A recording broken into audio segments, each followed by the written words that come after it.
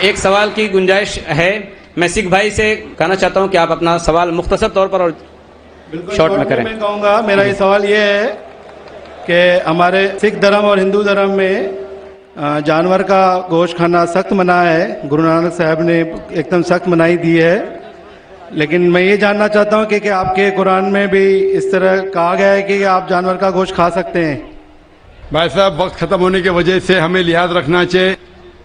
जो ये रूल है देश का, कुरान मजीद में कई आयतें, सूरह नहल सूरह नंबर 16 में, सूरह माइदा सूरह नंबर 5 आयत नंबर 1 में, जहाँ लिखा गया है कि वो जानवर जो हलाल है, जो चौपाइये है, मिसाल के तौर पे भेड़, बकरी, गाय, इसका गोश्त खा सकते हैं। जो ममानियत है वो सूअर का गोश्त। उसके अलावा जो भी हर्बिवरस एनिमल है, जो घास फूस खाते हैं, वो जानवर को अगर बराबर से ज़बह किया गया है उसको आप खा सकते हैं।